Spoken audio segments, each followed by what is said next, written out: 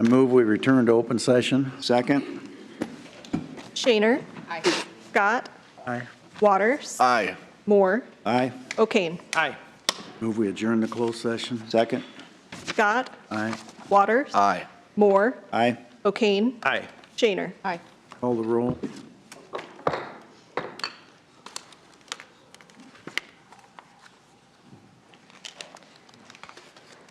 Waters. Here. Moore. Here. O'Kane. Here. Shaner. Here. Scott. Here, please stand for a moment of silent prayer followed by the Pledge of Allegiance.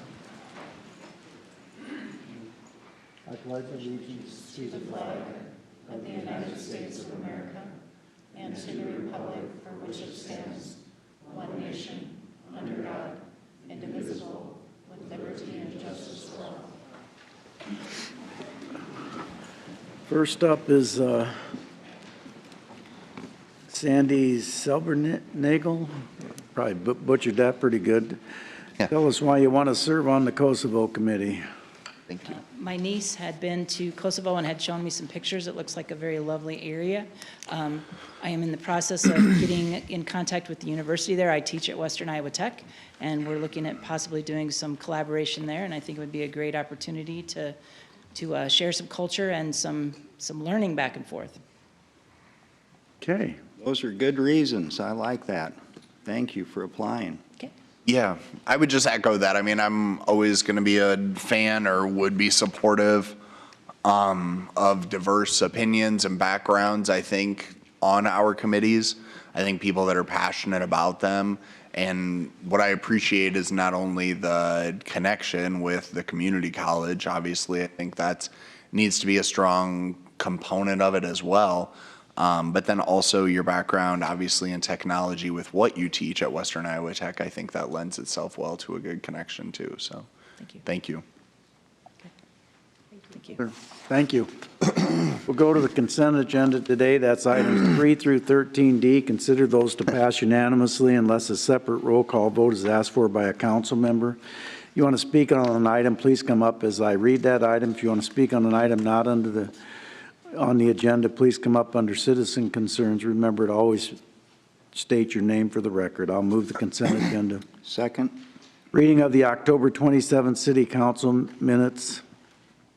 4 is a motion appointing and reappointing Marty Hogan to the Gillian Kosovo Sister City Committee. 5 is a resolution approving the local government dedicated fund as a financial assurance mechanism for the Citizen Convenience Center under the Iowa Administrative Code. 6 is a resolution authorizing the purchase of general liability and excess liability insurance with Arthur J. Gallagher Risk Management Services. 7 is a resolution temporarily closing various downtown streets on November 24th for the IBEW Downtown Holiday Lighted Parade.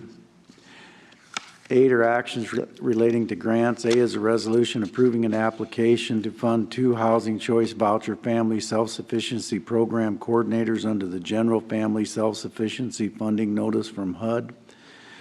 B is a resolution authorizing the Engineering Division to submit an application to the IDOT Local Highway Safety Improvement Program for the proposed traffic improvements for I-29 and Virginia Street.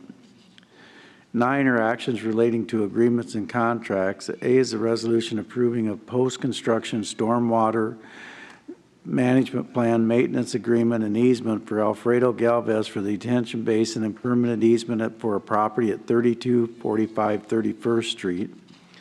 B is a resolution approving an independent contractor agreement with Environmental Services for 2812 Niobrara Avenue asbestos removal project. Mayor, I'm going to abstain on that item, conflict of interest. C is a resolution approving a contract with KP Construction for the 1506 to 1513 Witcher Avenue Utility Repair Project. D is a resolution approving a contract with Sioux City Engineering for the South Cornelia Street Emergency Repair Project. 10 are actions authorizing payments. A is a resolution authorizing payment to Sioux City Engineering for the annual storm inlet repair project. B is a resolution approving payment to General Traffic Controls for Grismark camera repairs for traffic signals. 11 are actions relating to property. A is a resolution setting the dates of a consultation and hearing on proposed amendment number 1 to the amended and restated combined Floyd Urban Renewal Plan, property 3000 Outer Drive, 2400 3rd Street, 3240 31st Street, and 2020 Hawkeye Drive. B is a resolution setting dates and consultation for hearing on a proposed amendment number 3 to the amended and restated Teton Urban Renewal Plan, property at 2319 41st Street and 2605 and a half 41st Street. C is a resolution setting dates of consultation and hearing on a proposed amendment number 3 to the amended and restated combined Central Sioux City CBD Urban Renewal Plan, property at 622 4th Street, 100 to 124 Pierce Street, 400 block of Pearl Street, and 705 West 6th Street. D is a resolution setting dates of consultation and a hearing on a proposed amendment number 2 to the amended and restated Donner Park Urban Renewal Plan, property at 6140 and 6302 Harbor Drive. 12 are applications for alcohol licenses and 13 are boards, commissions, and committee minutes. Anyone to be heard on any of those items?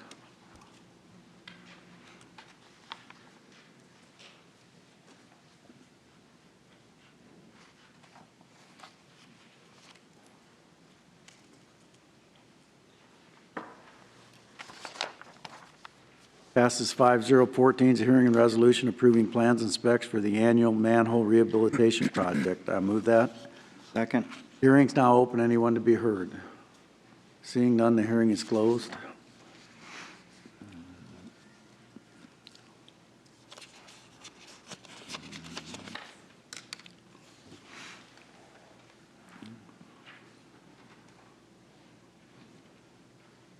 Passes 5-0. 15 is a hearing and ordinance amending building code, electrical code, plumbing code, mechanical code, and the housing maintenance code. I'll move that. Second. Public hearing's now open. Anyone to be heard? Mayor, I do have this question, and it really applies to 15, 16, and 17. Is it a fair statement to say that we're doing an overhaul of, I mean, you got the building, electrical, plumbing, and mechanical codes. Are we making significant changes on those or updates to what the codes, the state codes are? Darrell Bullock, Inspection Services Manager. That's basically on the electrical, plumbing, and mechanical codes, basically cleans up language that's been in there for a number of years, if not decades, that is not necessary because it's a state mandated code. It takes out the code sections that they have and refers it back to their currently adopted code that we have to follow. So the state, okay, so the state code, some of the provisions that are outdated were state code provisions. Correct. So you've removed We those. removed those date sections and made just went to their reference. current, made reference to that. As part of the update, as we're moving forward with our web pages and things like that, one of the requirement, or one of the things that we're going to be putting on there is a quick link to the state codes as well. So it's just a one tap off our web page, so that you're able, as a contractor, architect, engineer, you're able to just click on that and go right to that page. So really nothing makes it less complicated or more complicated. No, not on the electrical, plumbing, mechanical. The building code sections of it, we're 9 years behind on those, and the state, as you know, I sit on the commission, the code commission for the state of Iowa as well, and we just updated those codes to the 2024. This brings us to the same as the state. However, in the building codes, the IRC and the IBC, we are less restrictive than what the state is in many cases as well, and those are some of the exceptions you'll see as follows in the amendments. Okay, thanks, Darrell. Absolutely. Hearing's now open. Anyone to be heard? Seeing none, the hearing is closed.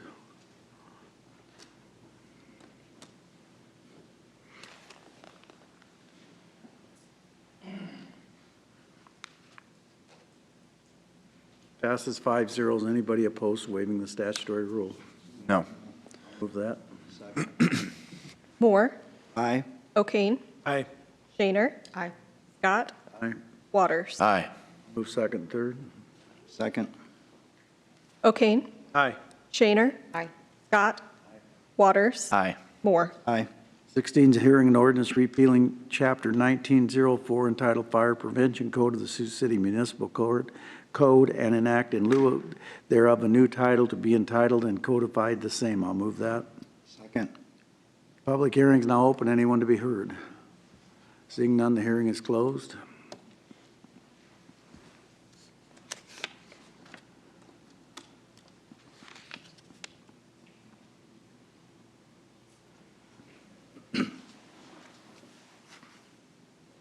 Passes 5-0. Anybody opposed to waiving the statutory rule? I'll move it. Second. O'Kane. Aye. Shaner. Aye. Scott. Aye. Waters. Aye. Moore. Aye. Move second and third. Yeah, I'll move second and third. Second. Shaner. Aye. Scott. Aye. Waters. Aye. Moore. Aye. O'Kane. Aye.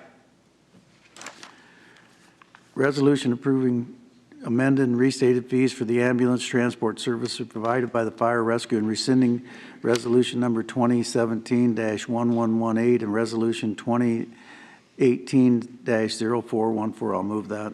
Second. Are these just updates as well Rates, yeah. on the rates?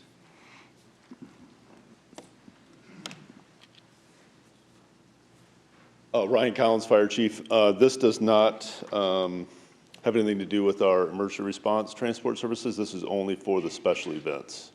So this is playing a 3-hour minimum on the special event. Oh, And okay. an increase in the fee just slightly, 5%, just to keep in line with our personnel costs. So that covers all the special events that we hold Correct. within the city. Okay. Yep. I appreciate that. Thank you. Anyone else be heard? Seeing none, the hearing is closed.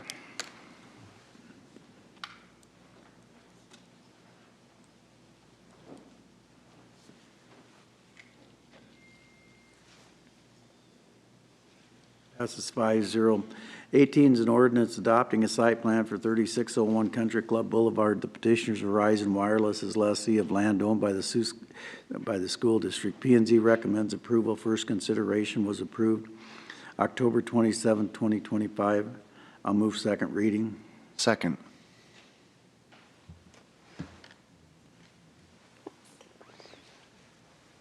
To abstain, conflict of interest on that item.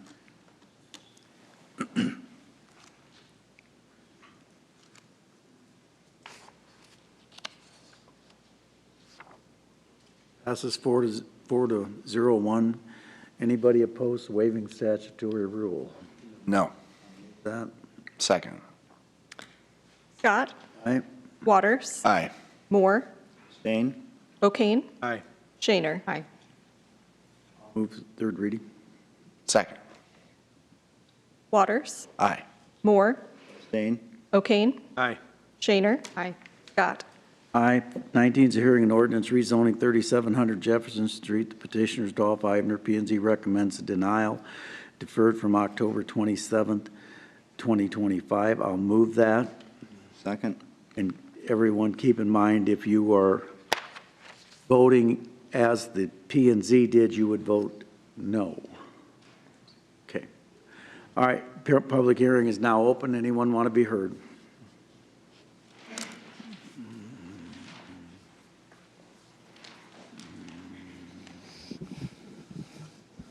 Ron Koch, 4410 Manor Circle.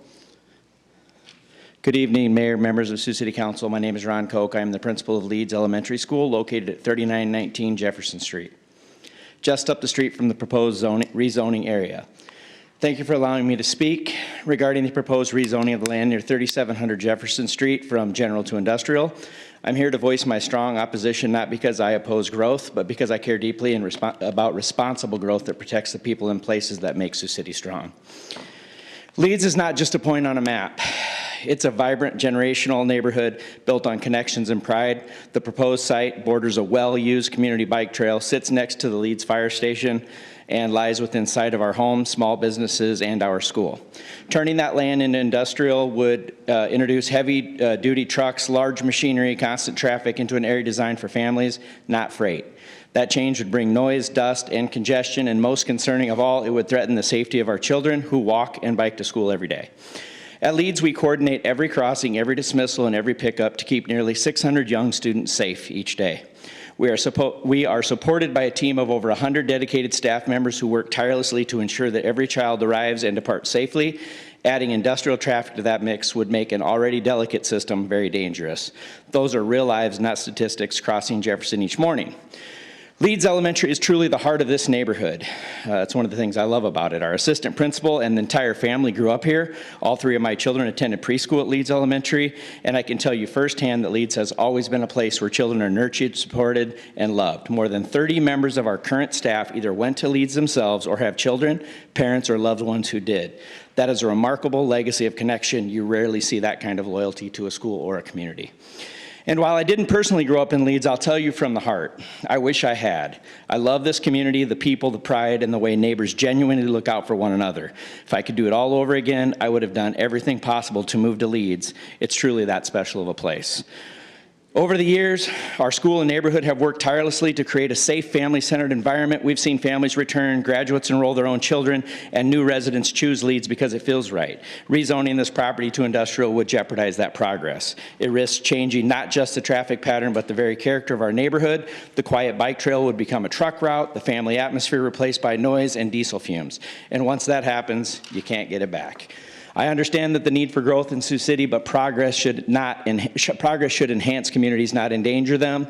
There are other areas in our city that would be far better suited for industrial development, places with infrastructure, access roads already designed. Leeds simply isn't that place. So tonight, I respectfully ask that you deny or reconsider the rezoning request and explore options that align with the family-focused, safety-driven identity that Leeds represents.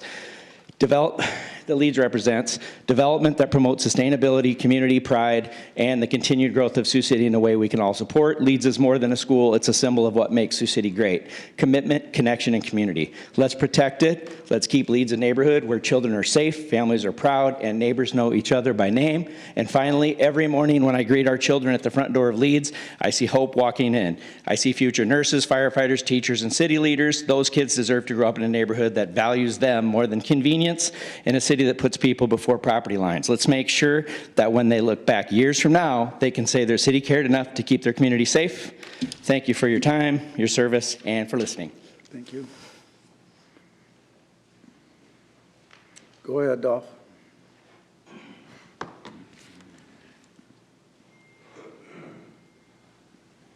I'm Dolph Ivan. I live at 3400 Talbot Road. I'm looking right now at Unity School and another school that are the same distance. And so are those schools lesser schools because they're next to it? Okay. No, you can't do that, sir, sorry. So I have land between 2 railroad tracks that's clearly in the industrial area behind it. That corridor, which has schools next to it, the same distance, actually closer, they seem to be good schools. They seem to, society seems to function. And I'm requesting that we get a zoning change, but you guys would be able to have site review privilege. I don't think it would matter what I said I was going to do to that property. The neighbors love it as green space. But every time I go to make the mortgage payment on the 15th of November, none of them send me a check. And so it will not be the end of the world. You guys will get another say at it. I don't even have anybody in mind, but I can't make the conversation unless it's already zoned. And so I would appreciate you guys voting for it and have it where it has site review. Thank you.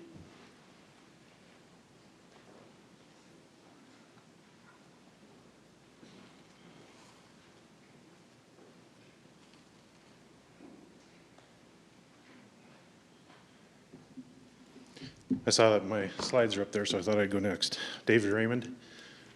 That picture, the light green is the light blue is the site. I think it's about 30 acres. The green line is a storm sewer that runs up there, a 6-foot diameter storm sewer, which I assume the city would want or already has an easement on, which means you couldn't build on top of it, a building anyway. I mean, that may not affect it much, but the dimensions there, the 1,020 feet, that's to Leeds Elementary. 780, that's to St. Michael's. 466 is the park and the splash pad. If you go to the second. So that's the north end of the site, the narrowest end of the site. The only access to the site. And 41st Street is a pretty sharp bend there. I don't think a semi can make that bend without using both lanes as it is. And the railroad crossing on the west side, if you wanted to make that a quiet zone, one of the ways is medians. There's probably other ways, but that's going to make it even worse to get to. And if you did that, it may be right in, right out only to that site, meaning truck traffic would have to come off of Floyd. Well, in case it's not clear, I'm against the rezoning, and I'm saying it's not a great commercial or industrial site because of that access. That's the south end of the site, and on the left side you can see the pedestrian bridge over the railroad tracks and the trail in white there. The pink lines I drew, and I was down there last night and I walked both those paths basically. It's steep right now to get down to that property, but a couple of switchbacks would make it not too bad. And why would you want a trail there? I'm saying that that site would be best as a park. Something like Bacon Creek almost, with walking trails. You could, instead of corn or beans, you could have a prairie restoration with trails wandering through it. You could put a playground in there. There's plenty of room there. You can put a parking lot on the north end, just gravel. You'd have to put fences along the sides where the tracks are, but that's not a huge expense. I think that pretty much sums up my argument. Thank you.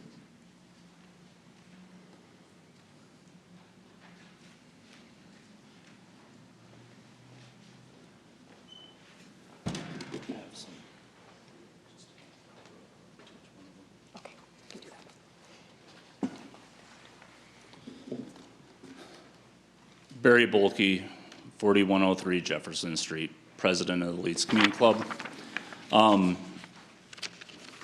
For Mr. O'Kane's benefit, since he wasn't here the last time, I'm just going to do the quick rundown of why the community itself is against this. As is mentioned, the schools, yeah, you can build industry next to schools, but is it the best case scenario when you already have established schools? No. Nobody wants their kids going to school next to industry. You guys have a brand new bike trail in there. Looks great. Yet again, why are we putting an industrial area next to a bike path?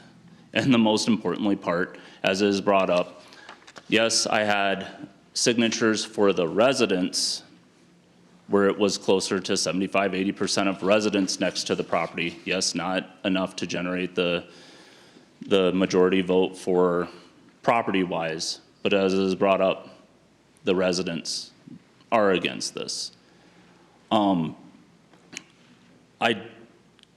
It doesn't make sense to put industrial that close to residential. Yes, you can do it. That's the argument. Yes, you can do it. Well, you can do a lot of things. It's not beneficial for the community, though. I'm excited that the school showed up to express their feelings of how great our community is. And yes, I have a bias for Leeds, but it's a great community. The things that I didn't bring up the last time is when it comes to industry, and I know we've been told, well, they could put a site plan in or whatever else. Once they get the foot in the door, it's gonna happen. Industry is gonna happen, and nobody goes, oh, industry is so nice and clean. It's dirty.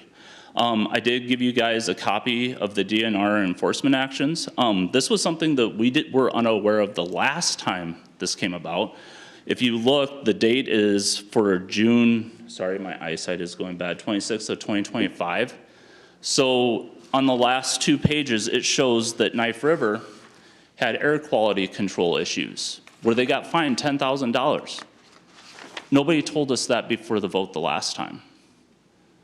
And I bring that up because you can say Knife River's not going to go in there.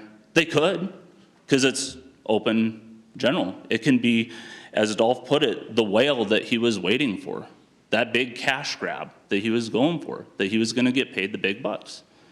So when it comes to this, it's up to you guys to decide, do we even want the foot in the door for industry? A site plan isn't going to do it because we know how that works. So they get their foot in the door, they start building.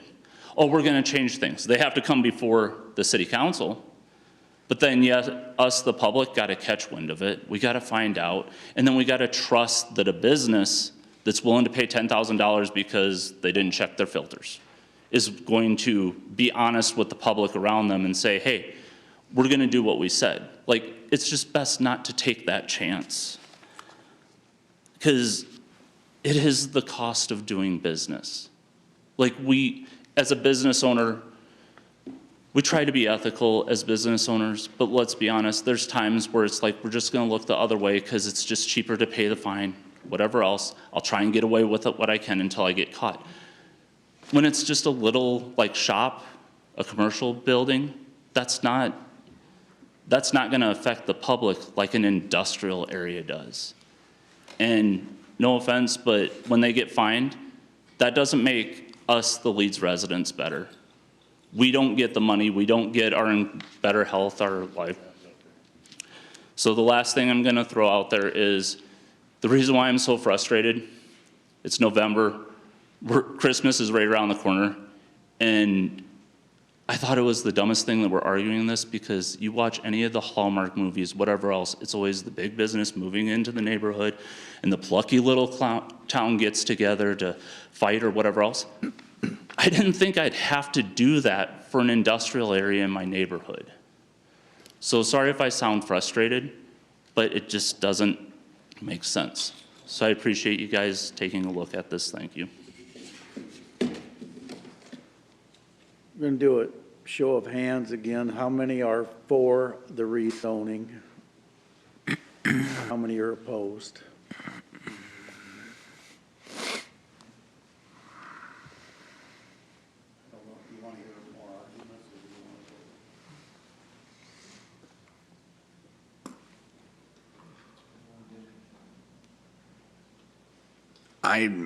If there's any other in the community that have something other to say that hasn't spoke or hasn't had their opportunity to explain or something other than what has been said, I'm more than willing to hear it, but otherwise I'm happy to share some of my thoughts, and other council members can share theirs, I guess, before moving forward. Go ahead.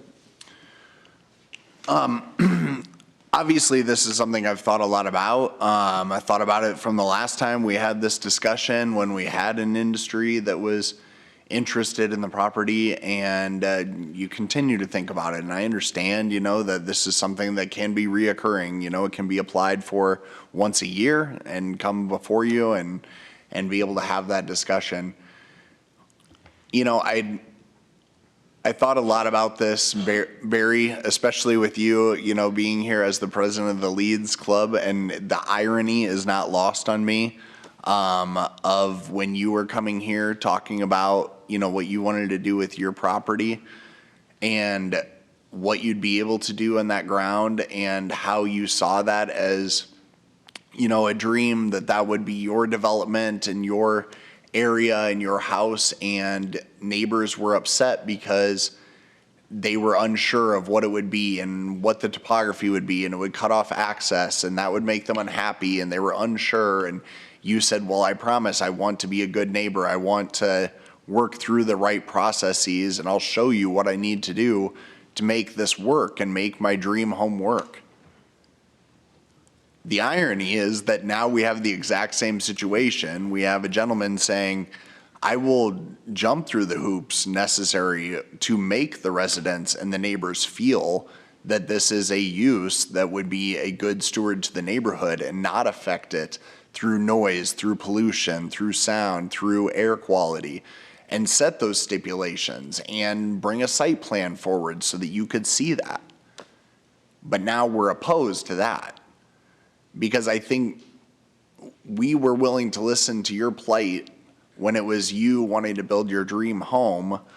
And now we're listening to a developer saying, well, look, I just think it makes sense for an industry to go there. It's adjacent to 2 railroads and other industry zoned properties. And I understand that it needs to be right within the neighborhood, so we would just set guardrails and have a site plan come before the councilor of planning and zoning. And for me personally, taking a step back and thinking through that, I think change is really difficult, and fear of the unknown is frustrating and difficult. And it would never be my desire to put any children in our community in danger or worry about them or worry about air quality, water quality, any of those things. I don't want to worry about that, which is why we try to hold businesses, landowners, all kinds of people accountable. But I think we also are looking at growth and opportunity and where things make sense. And, you know, the other thing that's not lost on me that I'm thinking about is the state of Iowa has a real problem when it comes to water quality, when it comes to cancer rates. The incredible rate at which our cancer rates are growing, and a lot of that is looking back on nitrates into the soil, different practices, whether it's industry, it's farming practices, all kinds of things. That land has been farm ground now for some time. You know, as long as I've been around, it's been farm ground. But what's weird is we don't have people protesting it, saying that, well, the nitrates that we might be putting on that farm ground are leaching into the water that's literally right next to it. That's been happening for decades. We're saying we're afraid of what could be. We don't even know what that industry could look like. It could not have any emissions at all, but we're afraid of what that is. That doesn't make sense to me. I would rather put up responsible guardrails for what these uses could be. Because I understand, when you knew it was Knife River and the industry, the crushing of the concrete or the asphalt, we know what that's going to be. And that's why I agreed with you. I agreed with the people of Leeds. But when you're saying, like, we will come back with a site plan, we will look at setbacks, we will look at all of these different things so that we can try to assure the voters or the people of Leeds, not just the voters, the people that live in Leeds and that are adjacent to this, that they're comfortable and knowledgeable of it. I mean, in addition to a site plan going before anything would be developed there, a site plan going before the planning and zoning, but also coming then to the city council and notifying residents so that they can know about what it would be. That would be my hope. And so I would want you to have that discussion. I would want you to know what is being discussed as far as the site plan and what is being implemented to make sure that there aren't those effects. If it needs to be testing for air quality, if there are going to be those emissions. But I was looking at the site and driving by the site, and the other thing that was the question I had was, and I think I got clarification, but I want to be sure, and so city staff, Wade, if you want to correct me, are those tanks that are right to the east of the property in question, is that industrial as well, or what is that zone? Yeah, that's, I think it's Williams, Magellan, Wade Schultz Planning. I think they store fuel and oils and so forth there. So there's a pipeline that runs in from the east, I believe. But that's zoned industrial. That's Yes. an industrial user.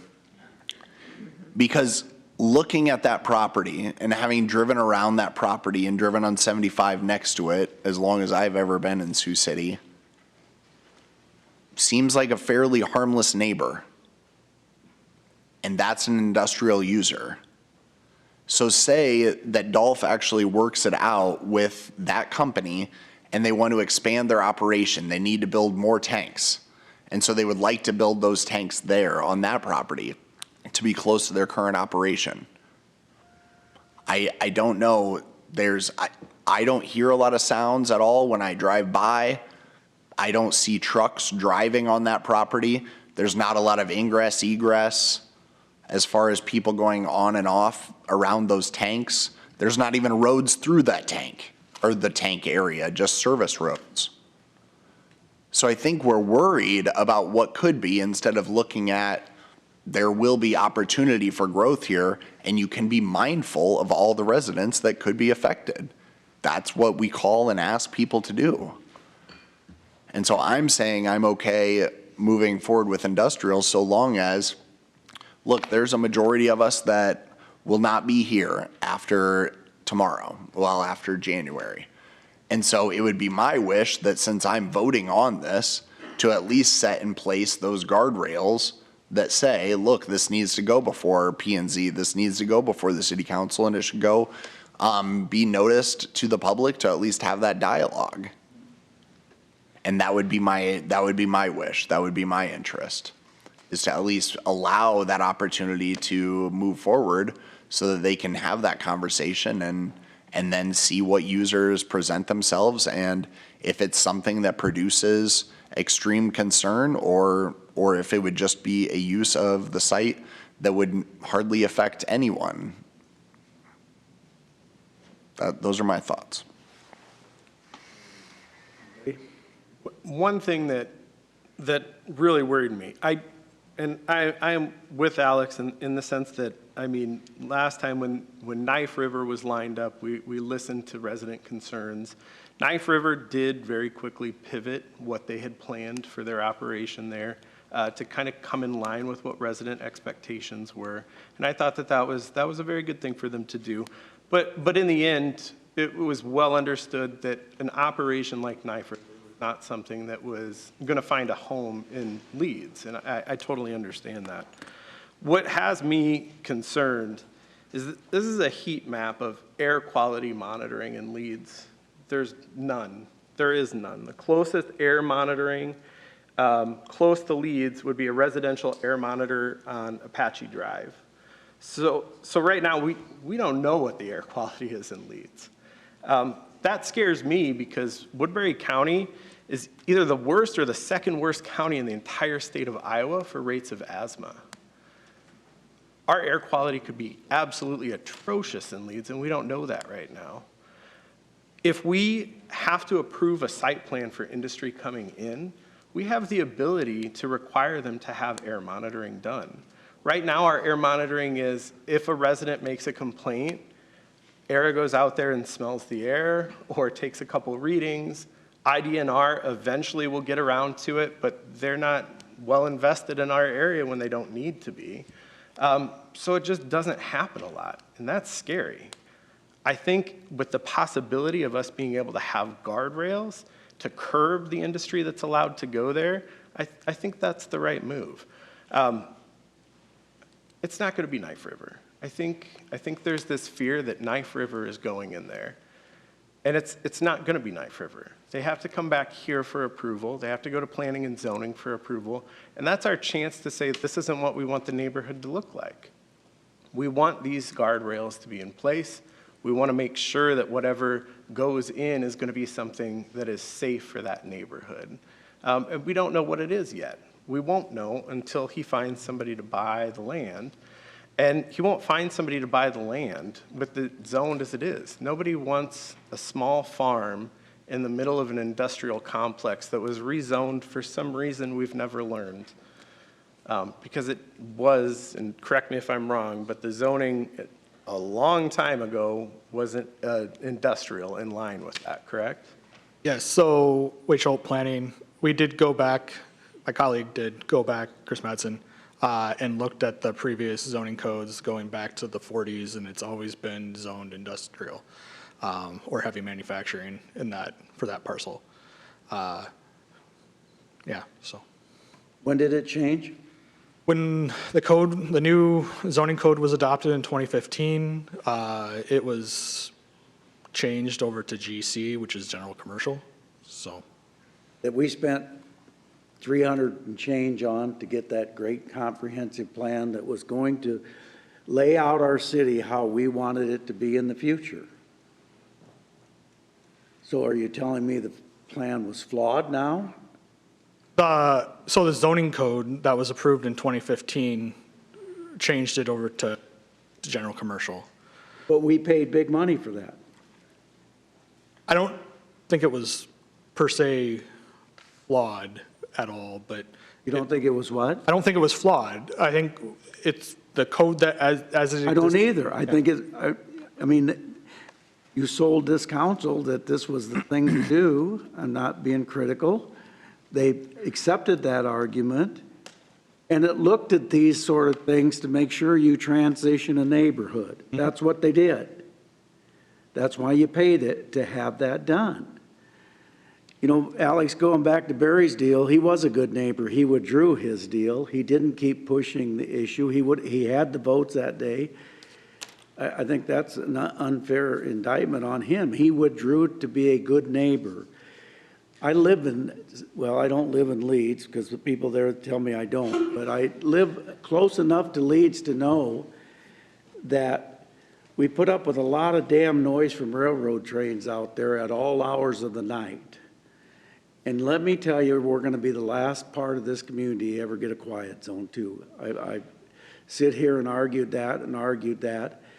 And now you want to add trucks, and you can say that transport company that transports gas doesn't go down Floyd Boulevard, then you don't spend much time on Floyd Boulevard. Even when the law says that they can only go use that road going to fill a gas station on that road. They use that to go over Hamilton Boulevard. They use that road, Floyd Boulevard, when they shouldn't, to go down to Casey's store where they should actually be going down 75 and going Outer Drive. That road's acceptable. I'm not opposed to industry. You can tell me you're going to put a C on this thing, but that's no guarantee that that will hold. And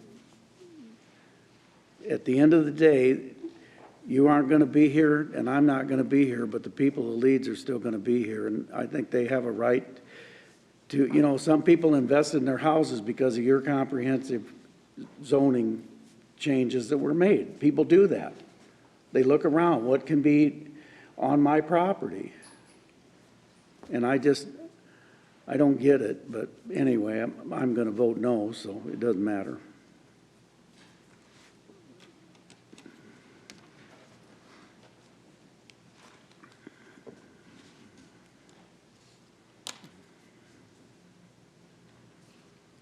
So nobody else is going to speak, so we just will vote. Well, I suppose I just have a clarification of knowing what you mean by when we won't be here, the C won't hold them accountable. I don't know what you mean by that. You put Cs on things and things change. We put planned developments in the 80s and 90s so you wouldn't get signs on Hamilton Boulevard. How'd that work out? All you have to do is come back and say, things have changed. We need to change this because things have changed. That's all you have to do to a C. Those get, am I right? They get changed all the time. You wouldn't have all the signs on Hamilton Boulevard if that wasn't the case. Am I right? I don't know the planned development. Well, I'll tell you where. Yeah. You got two signs on that site where the pizza place is on Hamilton. 1,000 degree. Look at your PD original. It had one sign. No, not 1,000 degree. Caesar, Little Caesars. That site, I guarantee you had one sign allowed on that site, and now you have a smorgasbord on one sign up there. Because we added to it, because business changed and we needed to change things. I get that. But don't say a neighborhood's protected forever because of a C, because it's not. Dan, you were there when they did the one sign on that site. I remember it well. But what I'm saying is, and obviously you can't control what future councils will ever do. I understand exactly that. But what I'm saying is at least you would guarantee that it would go before the planning and zoning that you would hope would make and that would go before and alert the city or alert the neighbors that was happening. It would go before the planning and zoning. They would be able to have that discussion, and then it would go before the council that you would have that discussion. So people that are elected to make what they deem the best decision in the interests of the people of the community, they would be able to make that decision. It's not like those decisions, like the signage, were just changed with no thought, or that people just did it without ever asking or going before anyone. I mean, decisions were made. And I think the notion that things don't ever change and you don't ever evolve have kind of gotten us where we are today. I mean, I didn't say that. What I said was things do change. That's all I'm saying. I didn't say that it didn't have to come before the city. I didn't say any of that stuff. I agree with that. Well, A little something that I want to add is Mr. Ivaner knowing what is palatable and what is not, and that the city doesn't have an interest in a dust-producing, odor-producing, Knife River-style business. I can't imagine that he would be marketing to a company like that. There's so many other industries out there that don't, make dirt and tons of noise. There's electronics and medical things and fabricators and technology and food things. There's so many industries, and I do think that we are fearful of a Knife River coming in. I agree with Matthew. I think folks think, oh, once it gets changed, they're going to come back to the table, and that's not happening.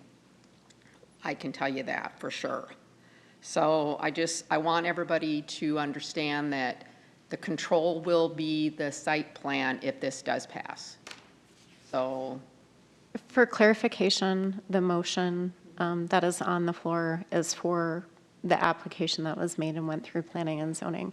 There is currently no site plan requirement. That would have to be a condition that's moved by the council for vote. Someone would move that with this vote, right? Yes, so it would have to be moved and seconded and approved, and then it would become part of the main motion. But just to clarify, that is not what is currently before the council right now. And let me remind all of you, there's an election tomorrow, and this council's not going to have the say on a C, because it has to start again and go through the planning and zoning. The process for the C to get approved has to go through them and back. So we can't sit here and guarantee you what that C is going to look like, because 3 of these people are not ever going to vote on that plan. I think that. Well, and you don't. Yep. There's been good discussion on both sides of the issue, but the mayor is correct. From my experiences over the years when I was on planning and zoning, it wasn't so much the PD or the C was weak, and you didn't say it was weak, but it can really, it can be, there could be so many moving parts to it that it really drags out in some of the discussions of what will be allowed, what won't be allowed, and then what actually is done, at the site could be a little bit different as well. The other thing is, we don't all know what industry is going to be like 5 years from now, 10 years from now. That could change, and there could be different uses that we haven't even considered, that we don't even know about. And I just think, I liked it when Dolph presented an actual user that came and had the plans and everything laid out. There you could see it, and it was a local business and local industry that you knew how they operated, how they ran their plant, that kind of thing. So I just I don't want to mislead anyone either with that a dash C or a dash PD or dash anything would save the day, because that hasn't been the case in some instances over the years. We try our best to comply with that dash C with the site plan, but there are things that come up that you just don't anticipate. Yeah, I know previously that they had the PDs and the dash Cs that were part of the code back previously to 2015. Those aren't allowed anymore, or we don't do them. But yes, you could do site plan approval, like use restrictions, setback restrictions. That all could be part of this. If that's what you guys want to do. But yes. Yeah, and that's what I think. Look, I would be in favor of, obviously, the addition of site plan approval through P&Z and ultimately through council as well. And then if that would need to include additional setbacks or usage or that's what I would imagine that conversation would have then. I'm not going to set the setback restrictions now in a motion. It would be in the site plan, and then that could be adjusted based off what the need is. And Dan, I wholeheartedly agree with you. I think it's much easier to have the discussion when you have a business in front of you with plans, that are made and what they're proposing. But I think what Dolph's argument is that, you need to zone it industrial so I can at least court that business and say, look, this is the type of business that would fit this property. Because with the exception of Knife River, because they were looking to expand and needed to be in a place and thought they had an option, that they put that proposal together. Dolph is saying if I want to court other businesses and allow them to grow or do that, it would make sense to do that before so that they're not investing and never even get it zoned that anyway. And then the business would come forward and say, this is my plan. Yeah. You got to come to the microphone, though. Got to come to the. Yeah.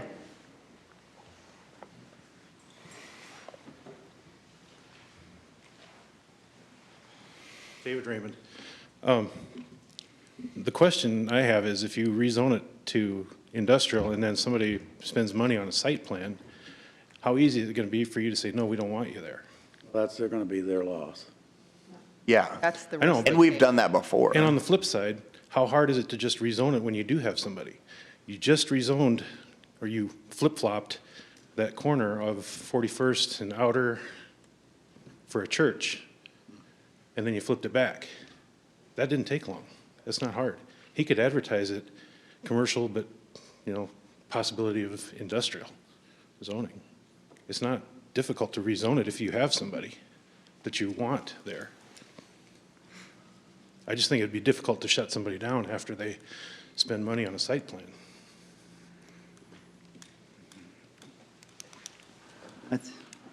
Somebody if you think you want a site plan, then you've got to, somebody's got to move that. I understand.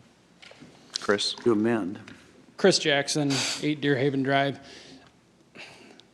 I rarely get up and voice my opinion on much of anything. I think that we have sat here and listened to the community discuss their opposition to the zoning of this space for a long time.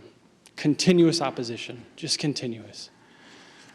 I am pro-economic development through and through. I fully am. It is already zoned commercial. I think the region has already discussed their desire for business and industry inside of it, more so as a retail space or some sort of space versus industry. Bob talked about this site plan or the comprehensive plan that the city did years ago, talking about what do we want our city to look like in the future. We have a Sioux City splash pad going less than a mile away, like half a mile. And we're talking about increasing industry when you're trying to put a family center right across the street. There's a huge housing development that is attempting to be developed or created on Outer Belt Drive. Like, what do you want that space to be? The Northside community and the Leeds community have told you what they want it to look like. But instead, we're arguing about it. The choice has already been made on behalf of the people. And I am full economic development. I want to see our city grow. But in the space and the desire for what that community wants it to be. I think that's been very clear from day one.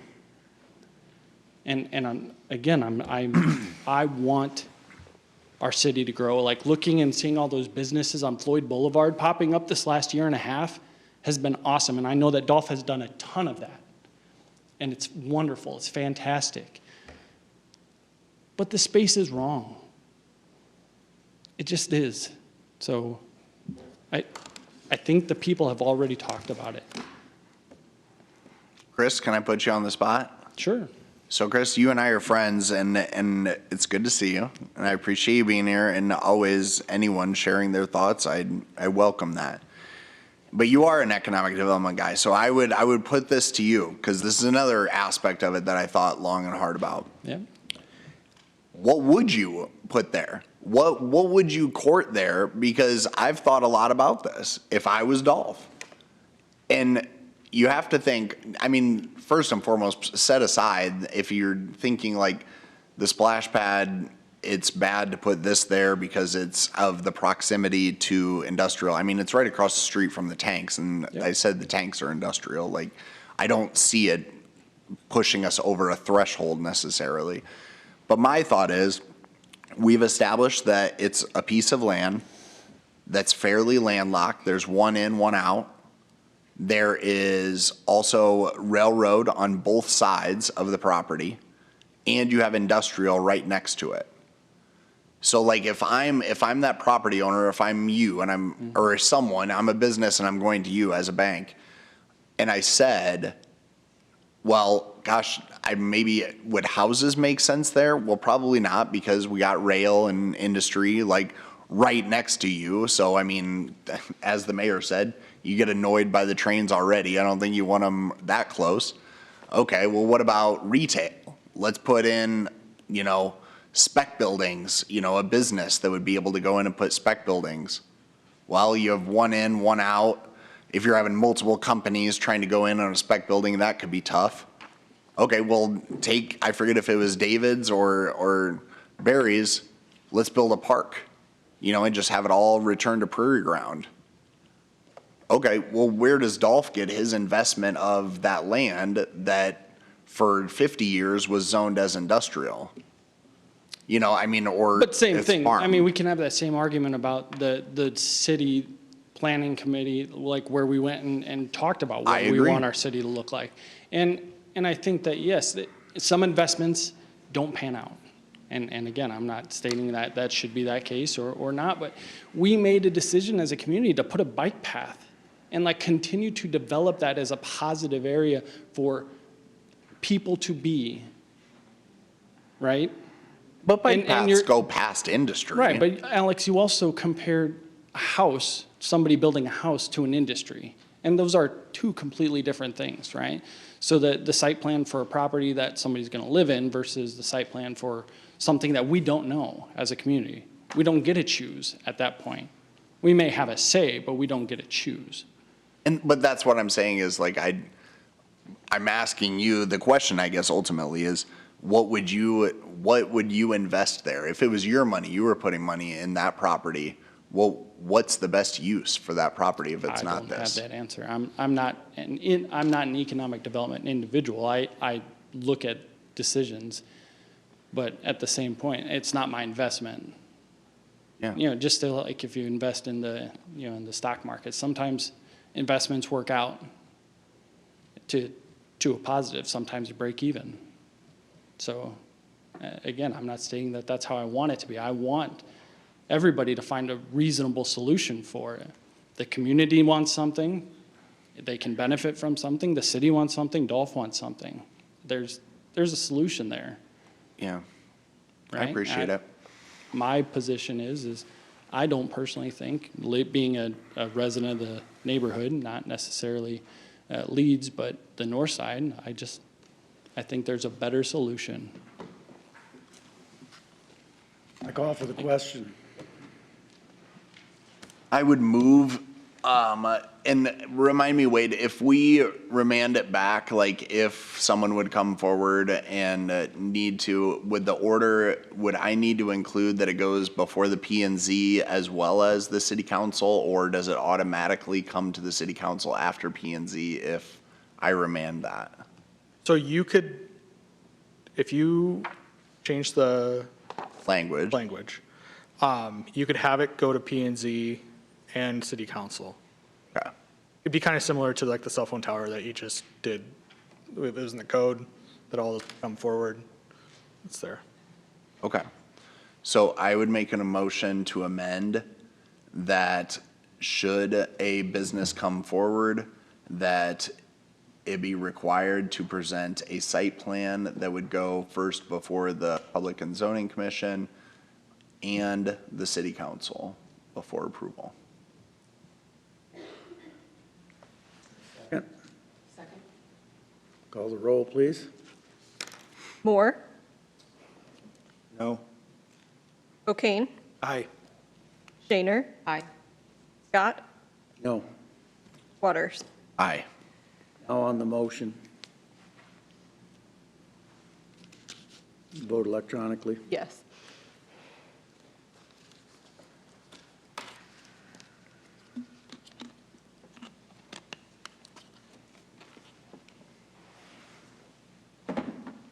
Passes 3-2. I'm going to make sure we spend all three deals. So I'm not going to ask to waive the rules because I'm opposed to it. 20 is a motion authorizing negotiations with Ameriflex to manage the city's health savings account, flexible spending account, and consolidate on I can't even say the word, Budget Reconciliation Act deferred from October 27, 2025. Is there a motion?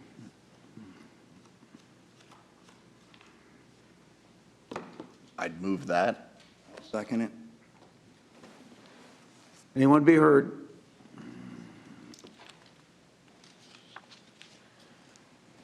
Council members, Tom Lindblom. I was here a week ago talking about an ordinance Wait a you minute, had Tom, we're previously. talking on number 20 first. We're on a different one. We're on 20. Is that what Pardon? you want to speak on? No. Item 20. No, The- no, okay. I touched it. Yeah. Sorry. We'll get to citizen concerns right after that. Good afternoon. Hello, Stuart Lee with IBC. I would like to talk on this item, please. First, it was a little ironic as I'm sitting here and there's a slide that comes up before you guys came out that said, invest downtown Sioux City, move your business to downtown Sioux City. Very ironic as I'm sitting there and you're trying to move the flex plan that we've administered for 9 years to a company out of Texas. We have 16 employees in downtown Sioux City. We process approximately 500,000 claims a year, 7,000 actual claims, 500,000 in premium or dollars that we reimburse your employees for the flex plan. I don't know what else to say. We were here last week. We've done a very good job. Your employees come into our office frequently. As a matter of fact, last week on Wednesday, you had an employee that came in and sat for 25 minutes and brought a stack of receipts to our staff because he didn't know how to file a claim. We sat with him, issued him a check, and he walked out the door with $2,300. You're not going to get that with a company out of Texas. I can't imagine somebody's going to fly down there to get reimbursed for their flex claims. That's all I really have to say. Thank you. Thanks. Janet Fuller, Human Resources Benefits Manager with the City of Sioux City. The decision, we have made a decision to carry a high deductible plan this year, which is going to be accompanied by an HSA. We have not taken flex out for bid for 9 years. That's about how long I've been here. Because of the way that the industry works, a lot of times you'll get HSA, FSA, and COBRA as a bundled group. When we put it out to bid, what we found is IBC came in the highest. They offered us a counter to bring it down, to bring the cost down. So we offered the other two best and final, and IBC still came in at the highest. I did provide a council memo. If we stay with IBC and we keep the walk-in service, because the walk-in service was going to be the higher cost proposal, it could cost us over the life of the contract $21,000. On the low end, and let me just read it so I get it correct. If we move to Ameriflex, it would be a $3,600 savings year over year with no walk-in, and it would be an $8,900 year over year savings if we don't allow the walk-in. And I understand I've used the walk-in, but I also know that every department within this city has been tasked with ensuring what we're doing is fiscally responsible. And I would be the first to say that we should have taken this plan out for bid quite some time ago, but we left it sit. But at this time, in order to ensure that we are being fiscally responsible with taxpayer money, we did go with the lowest provider in this instance. So we were asked to bid next year's rates. We weren't asked to bid year 2 and 3, so we didn't even provide a quote for years 2 and 3. So I don't know how she's comparing us to a 3-year spend. For the last at least 5 years, we've had the same rate of $5.50 per member per month. When Stuart emailed me back, he actually indicated that he could go to $4 per member per month, but we wouldn't get the walk-in service, which is it is a service, but that is the distinguishing factor. And when you look at the cost differential in keeping that service, that's a significant savings to the city for making this change. Would you like me to quote years 2 and 3? Because again, I've only quoted 1 year, and you're comparing me to 3-year quotes. And then also last week, we talked about the run-out claims, since you have a grace period. The contract we have with you right now says we charge, I actually went back and checked it, and I think I misquoted last week. We would charge 3 months, because there's 3 months of run-out, plus an additional month, so it would cost 4 months for us to administer those. I'm not sure how Ameriflex would even handle it, because they'd have to get a full report from us on every claim that's been in the 2025, every single claim with data service and who the provider was. And I don't even know, we haven't even gotten, we'd have to charge for that. Would you have to charge them for that, or us? We can't even run that in our office. Our software vendor would have to charge for that, and we haven't even been asked to look at that cost yet, so. Last week when Stuart stood up, Ameriflex was actually watching the council presentation, and because Stuart had a couple of other questions, part of it was on the protection, the FSA protection piece, and I did research, and I found out both from the vendor and from our benefit counselor, or our benefit provider, Gallagher, that it's actually a completely standalone independent indemnity policy, and it does meet all of the requirements to not put us afoul of our tax status. So that part wasn't going to be an issue. And they did offer, Ameriflex did offer to do all of our run out with full understanding that we do have to get the data from IBC for this year to know who has what. And it would be for the number of individuals who still have dollars in the account. And I don't have that yet because we're not close enough to the end of the year to know who's still going to have dollars in their account. For clarification, and I read this in the memo that was provided. So you're saying for the run out for that 3 or 4 months that Ameriflex would be fine managing that, they just need the data from IBC? Correct, for the individuals who have dollars left in their account. They have to have that in order to true up the account.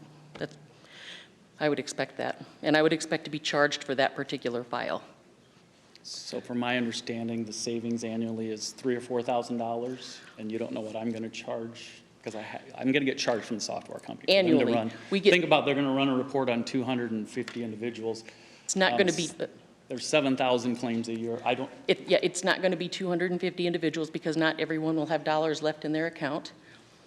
And even well, I actually did run my own report, so I know that there are a host of people who have no dollars left in their account, because I have access to that.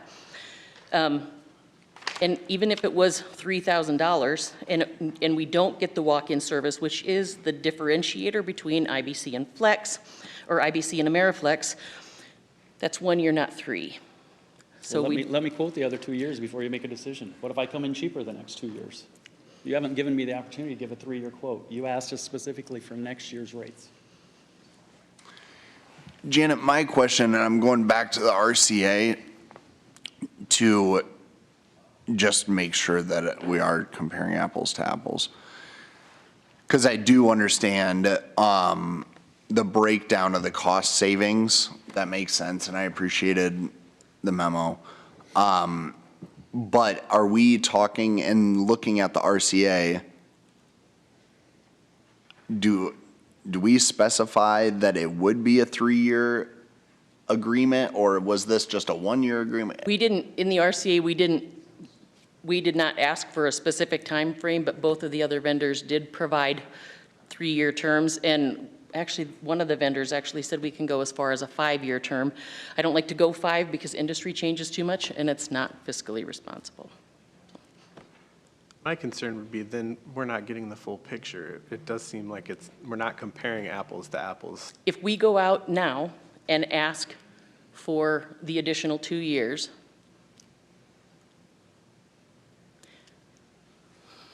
You've shown what rates are, I mean. and historically, what they have been historically for a significant period of time. And I can go back and I can actually go pull rates back as long as I've been here.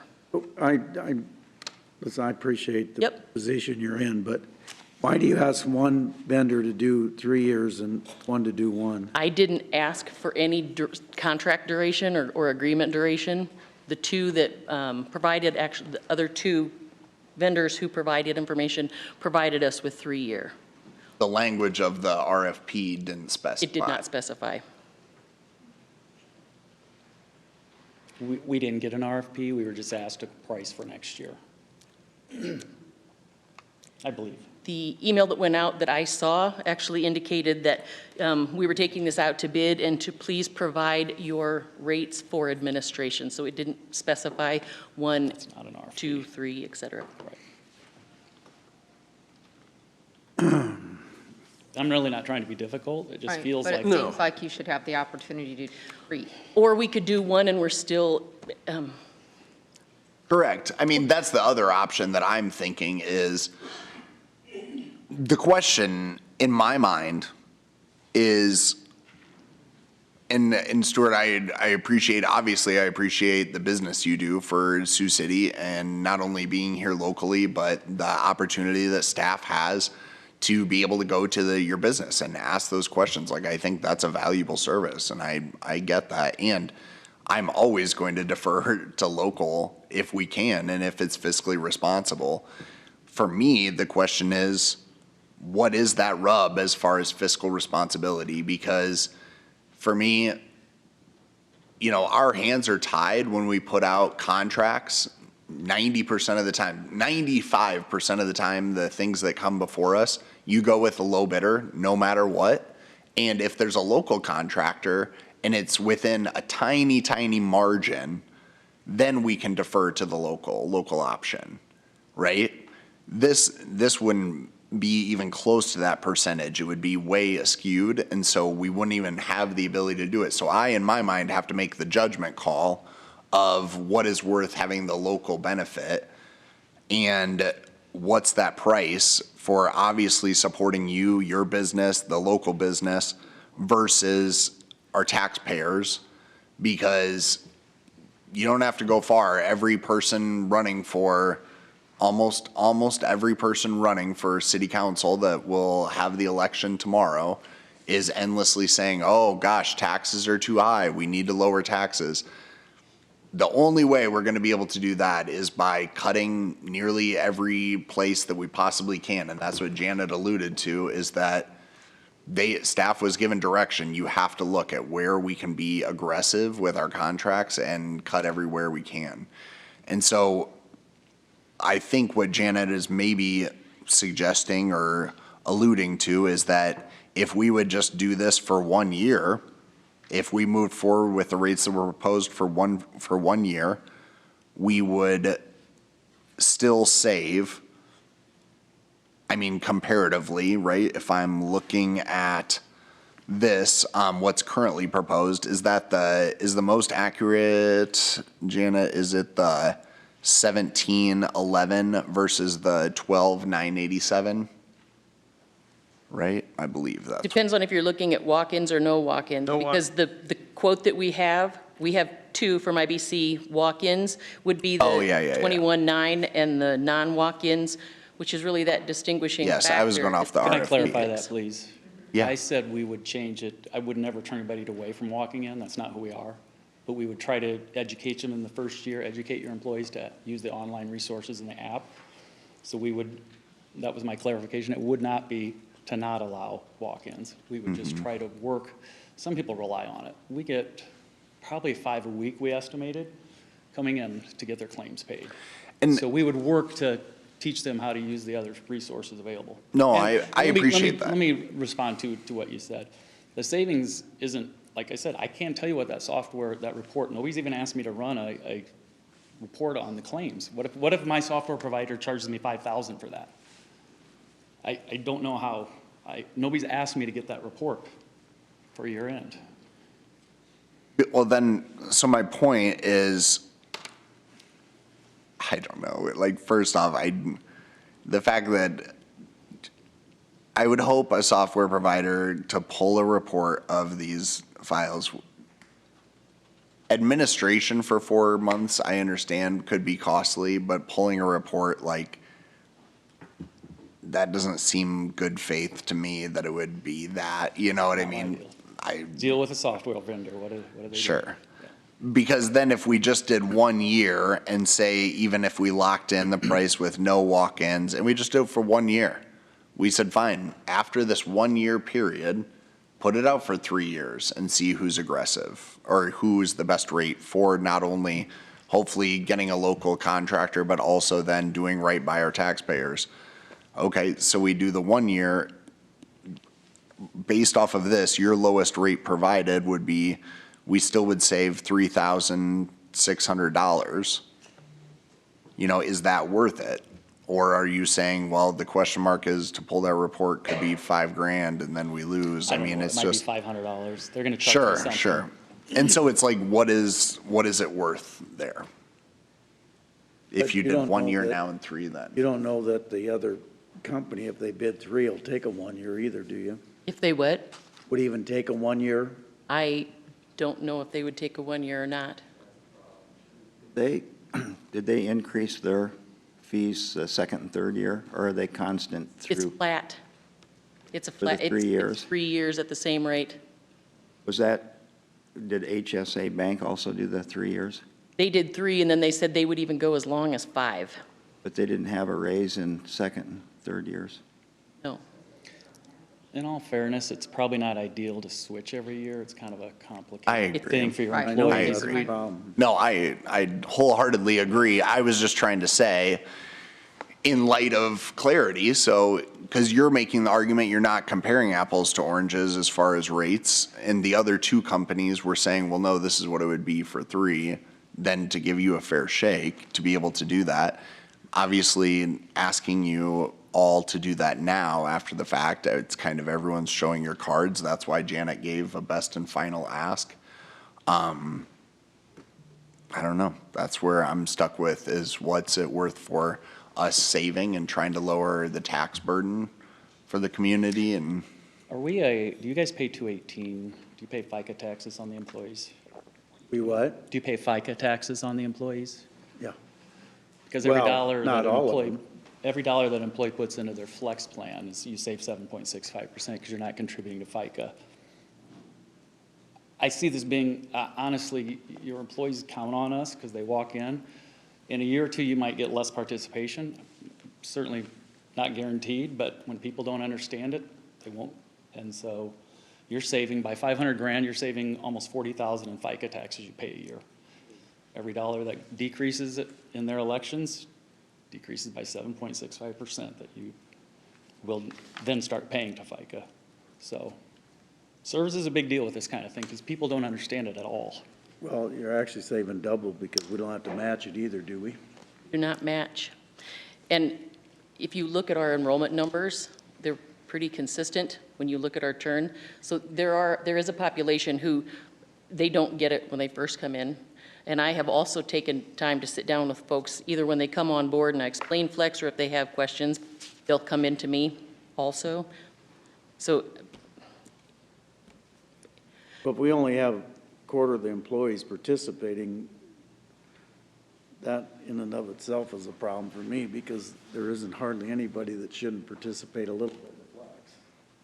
Some people, because military, if they have, there's a lot of reasons why some people don't. I understand, but the vast majority of employees today benefit from a Flex plan. I would agree, and I pitch that when I do open. onboarding or other things. What's the council want to do?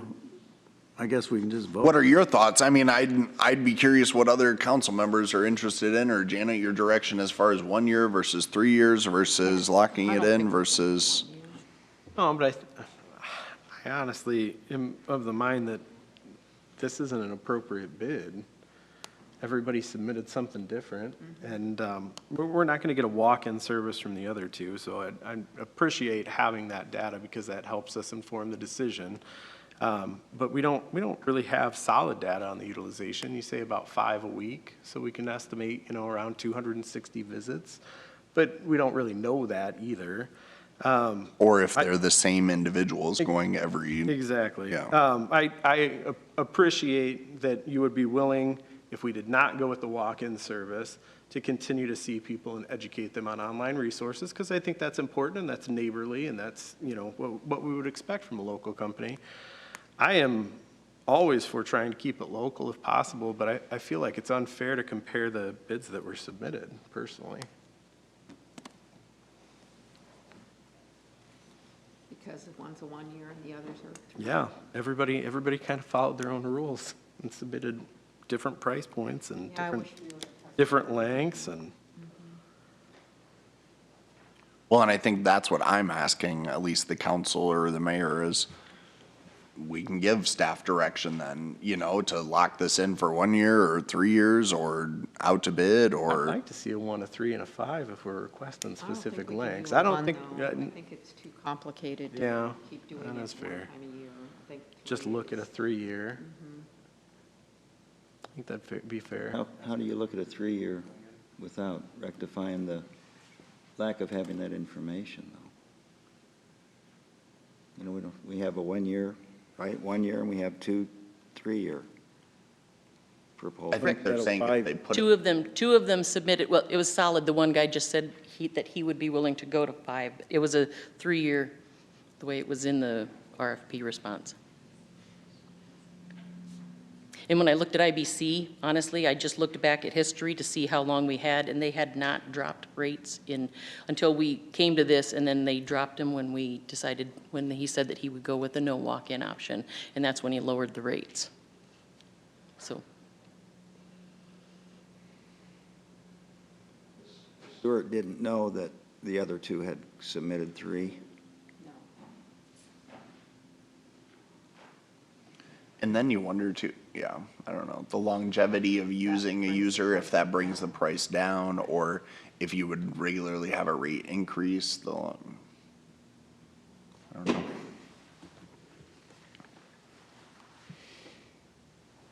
What's our options here? Oh, look at me, I lost earlier today on. What's our options, Nicole? Well, I've heard a couple comments about it not being a true bid. This is request for proposals, so it's a little bit different. It sounds like it was a general request for proposals and quotes. So it's kind of where we're at. What's in front of the council is just a motion to enter into negotiations to try to solidify a contract.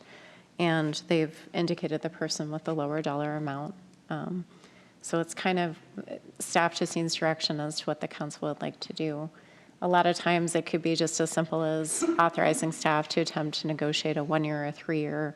The contract would have to come back to the council for ultimate approval after the negotiations were completed.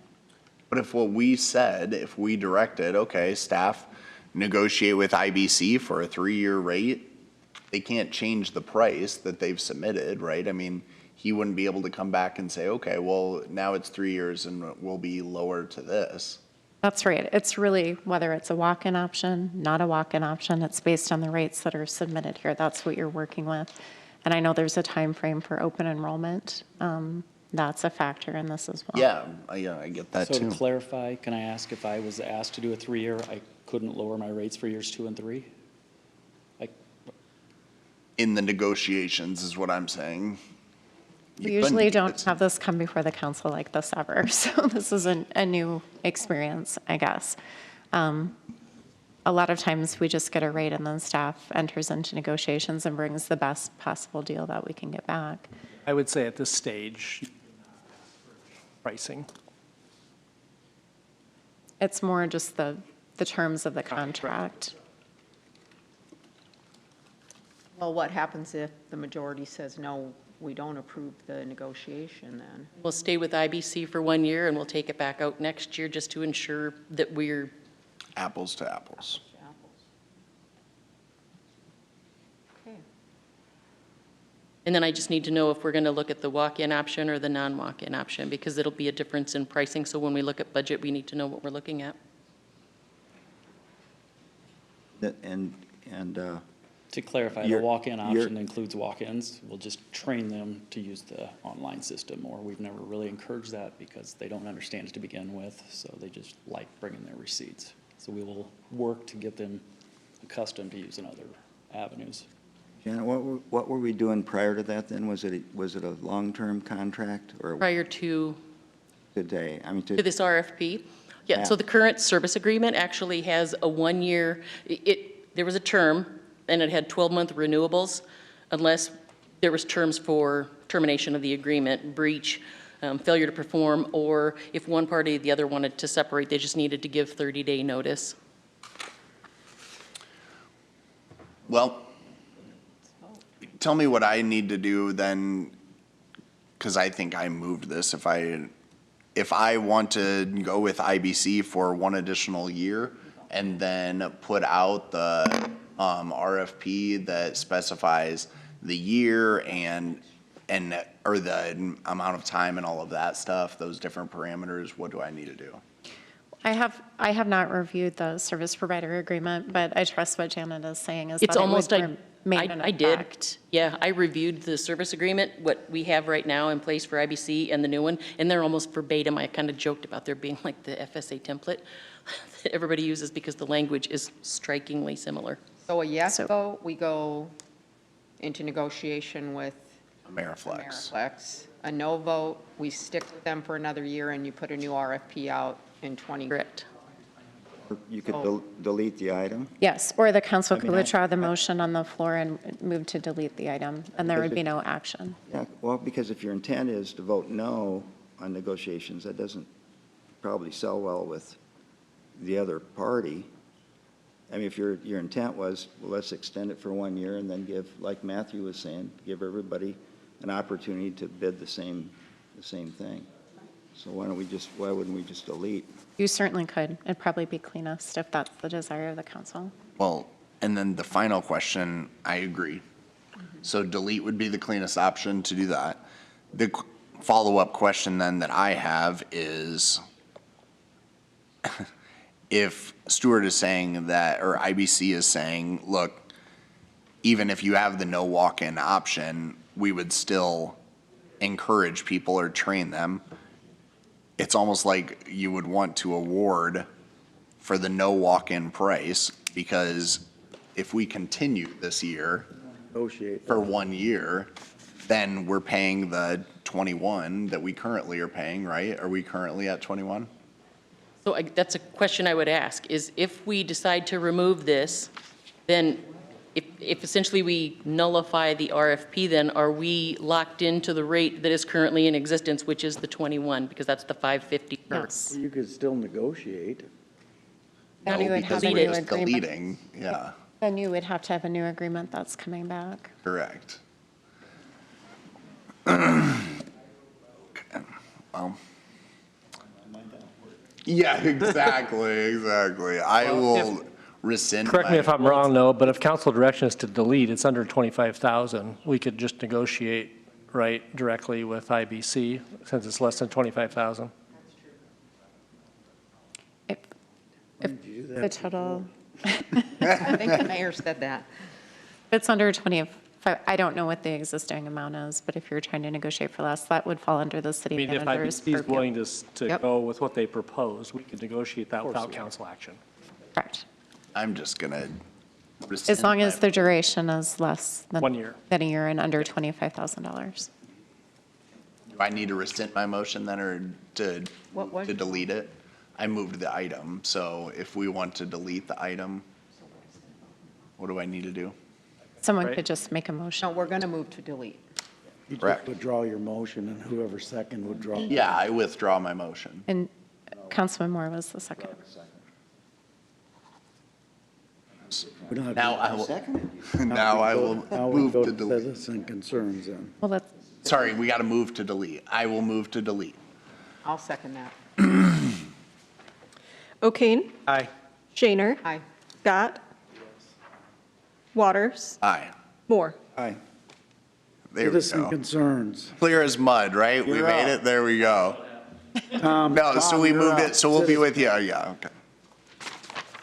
Guess I'm not going to Mars tonight. Mayor and council members, I'm here about the storage container law again.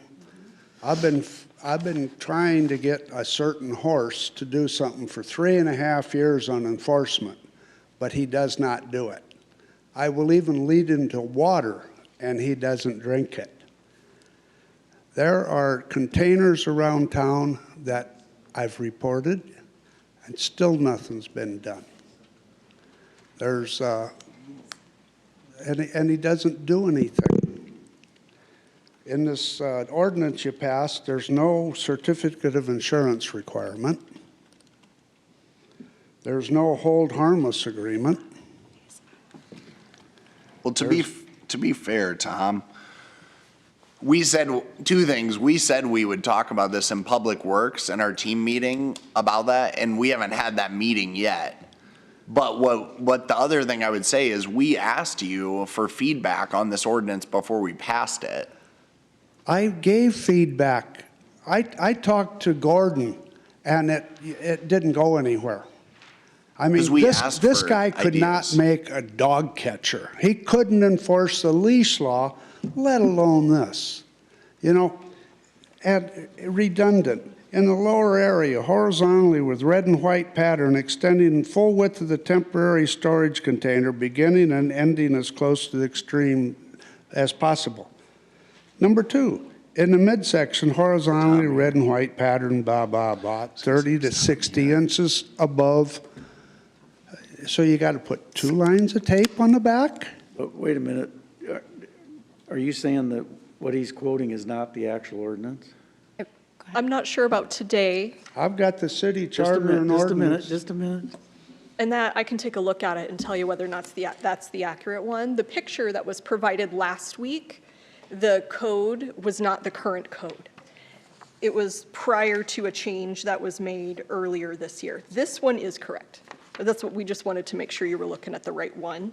But this one is correct because we can see the effective date, July 2nd. That was all. Listen, are you guys going to talk about it in your public works? We asked him to add it to the agenda. Okay. We haven't had our meeting yet. Okay, let Tom, they're going to talk about it in the public works meeting. Julie and Alex are the members. Will you make sure? I'll show up anytime you call me. That's what I'm going to say. Will you make sure you get a hold of Tom and have him there? Yes. Okay. Friday, you said? When this whole deal started, I got a text from Gordon. There'll be a meeting on the dumpster ordinance at 7:30 in the clock tower room. Actually, the meeting was at 1:30. I don't know why he told me 7:30, but maybe he didn't want me to show up. But you showed up and no one was there? Pardon? You showed up and there wasn't anyone there? Well, I was smart enough to call ahead. Oh, okay, I'm like, what? I'll be in touch. I can let you know, Tom. Yep. Do you have a Our time meeting's set? at 1 o'clock. No, Just a minute, we'll get the time too. Is Okay, thank you. We'll send you an email. or a Yes, you're text. right, 1 o'clock. 1 o'clock. 1 o'clock on Friday, this Friday. This Friday? Okay. All right. Thanks, Tom. Yeah, it's in the city in. Yeah, clock tower. Anyone else?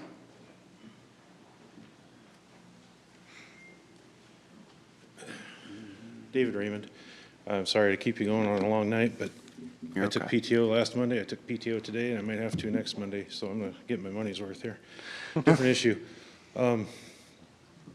If I said, I'm thinking of a item in the municipal code that either can't be or isn't being enforced, would you know what I'm thinking of right now? What that's not being enforced? Something in the municipal code, an ordinance that's not being enforced or can't be enforced. Nobody can guess? Talk to? No. It'll be irrelevant after tomorrow, or 75% irrelevant after Oh, tomorrow. yard signs? Yeah. Yeah, In the right of way. in the right of way. And I'm not talking about in people's yards in the right of way. I don't care so much about that. It's the big intersections where every corner there's, and it's not just political signs, it's. We buy houses. It's, houses. trust me, we've, Diesel repair, painting, Christmas lights is a big one now. Speaking of which, I knew you were gonna bring me into this. that's all. I'm saying I've talked to somebody and I don't know if it was signs or code enforcement or whatever, they said it's problematic to enforce. So why is it even there? It's actually a state code requirement. Yeah, but Setbacks if for you right can't of way. enforce it though, just take it out. Well, okay. Take it out because. We can't if it's Sure, state. but so, and we did actually try, because the city started going out and pulling all of the political signs that were in the right of way. And So they were mechanic signs. legally. Yep. And we're pulling all of the signs, Yeah, and that's then a people full-time running for council, people running, were saying, oh, we're targeting them specifically, because and theirs are in the right of way. exactly, Everybody else followed the that would rules. be my point, but yes, We no. tried.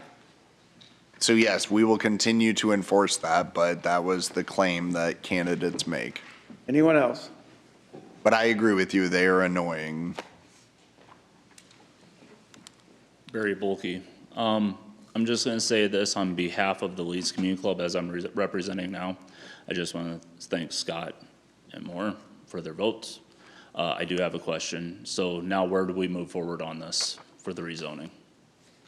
What's the next steps that are happening? Second, third? Sure. Just the first reading went through tonight, so there'll be a second and third reading that will Okay. need to be had. Now, the The council subsequent could hear. Mondays. Yes, the subsequent Mondays, so the council could hear only the second reading, or they could do second and third reading next Monday. If the second reading passes, if it fails, then it would be done.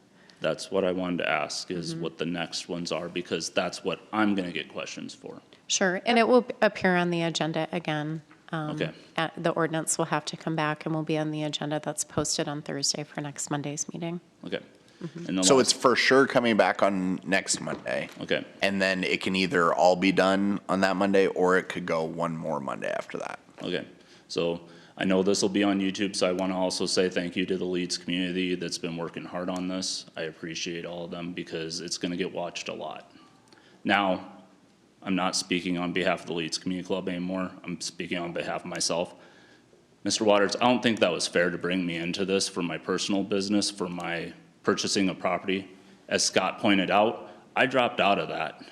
And therefore, using me as a representative of Leeds at that time, saying that it was ironic, considering the fact that I was representing a whole bunch of people here, not just me, that asked me to do this. I don't want to be here. I have a job just like all these other people do, and my boss is already kind of frustrated with the time I'm taking off, as well as all these other people that we're lucky that are showing up to this. So I would ask you guys to actually talk to the community. I can't enforce that. I get it. You guys have city council meetings at 4 p.m. But the average citizen can't do this. And so when the conversation happens of, well, we'll pass it now, and then the community can come back later to argue points against it, we don't have time. We're barely making it out there as it is. We're not an affluent community. We're middle class and lower there. And every person that I ask to come out here to talk, I can't because I work till 6, 8 o'clock at night. That's not fair to them. So that's why I have an issue when I'm here speaking on behalf of them because they asked me to. Thank you. Anyone else? And Barry, I would just say two things is, number one, that's why I read every email that people send to me or have questions about this. And then the other thing I would say is I brought up your situation just to point out that I want to make it clear that sometimes it does work both ways, and we have to be willing to talk with our neighbors and have some trust, which is why I explained much further than just comparing it to your situation, because it is not the exact same situation. It's not, which is why I explained all my other reasoning and why I felt I shouldn't just stop there with my explanation for my decision. I don't want you to think that I was putting all of it on you, because I think you did the people of Leeds proud. I think you're an active, vocal advocate for your community, and I'm trying to do that as well. I just believe in responsible growth, and that's why I'm asking to try to set some guidelines.